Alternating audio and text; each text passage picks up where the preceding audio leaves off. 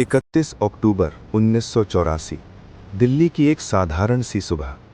पेड़ों पर धूप उतर रही थी, सड़कों पर दिनचर्या जाग रही थी और देश की सबसे शक्तिशाली महिला अपने घर से बाहर निकलने वाली थी, इस बात से अनजान कि कुछ ही पलों में इतिहास करवट लेने वाला है। भारत की प्रधानमंत्री इंदिरा गांधी, एक ऐसा नाम जो दशकों से सत्ता, साहस और विवादों का प्रतीक रहा।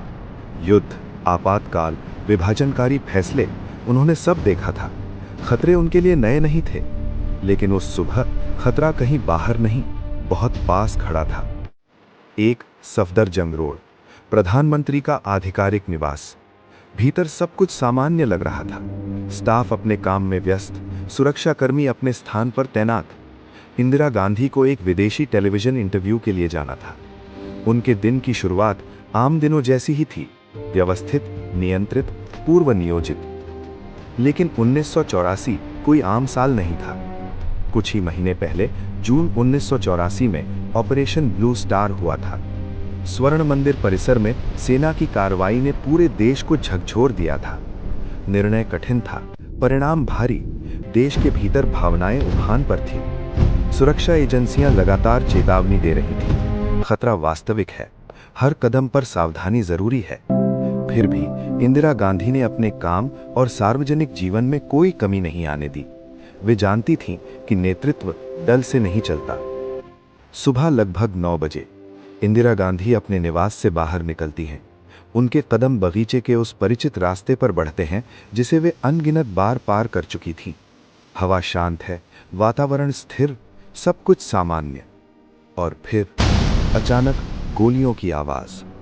कुछ सेकंड, इतने छोटे कि समझने का मौका नहीं, इतने लंबे कि सब कुछ बदल जाए।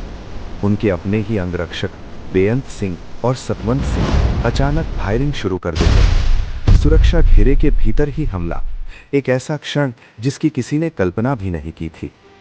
अराजकता फैल जाती है। वो स्थान जो देश की सबसे सुरक्षित जगहों में गिना जाता था, अचानक भय और अविश्वास का दृश्य बन जाता है।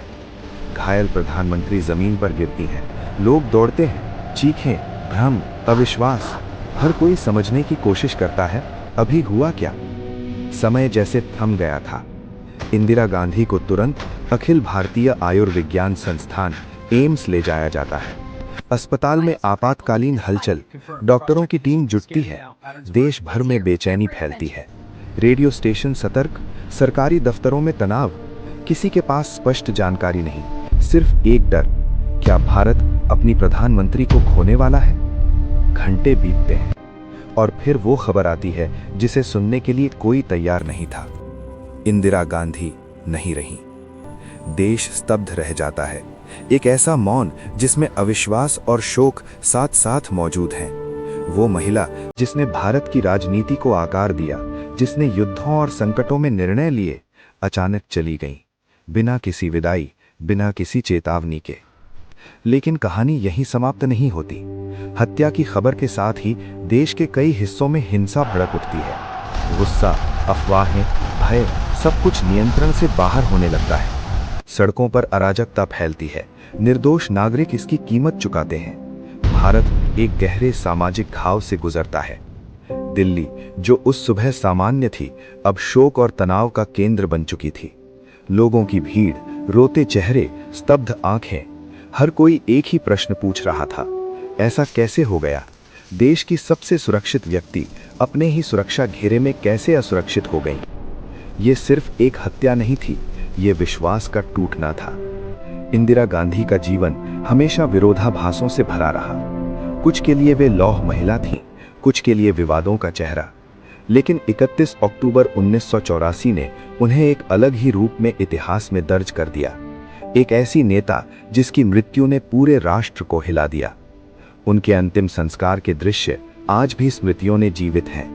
अनगिनत लोग, मौन श्रद्धांजलि और एक युग का अंत। राजनीति बदल गई, नेतृत्व बदल गया, लेकिन उस सुबह की गूंज कभी नहीं बदली। इतिहास के पन्नों में ये घटना आज भी सवाल छोड़ती है। क्या इसे रोका जा सकता था? क्या चेतावनियां पर्याप्त थीं? क्या विश्वास ही सबसे बड़ा जोखिम बन गया? उत्तर आसान नहीं है, शायद कभी होंगे भी नहीं। लेकिन एक सच्चाई निर्विवाद है, सत्ता के शिखर पर खड़े व्यक्ति भी समय और परिस्थितियों से परे नहीं होते। कभी कभी सबसे बड़ा खतरा वहीं छिपा होता है जहां हम सबसे कम उम्मीद करते हैं। 31 अक्टूबर 1984, एक तारीख जो कैलेंडर का हिस्सा भर नहीं बल्कि भारतीय इतिहास का स्थायी अध्याय बन चुकी है। एक सुबह जो सामान्य थी, एक क्षण जिसने सब कुछ बदल दिया, और एक कहानी जिसकी गूंज आज भी समय की दीवारों से टकराती है।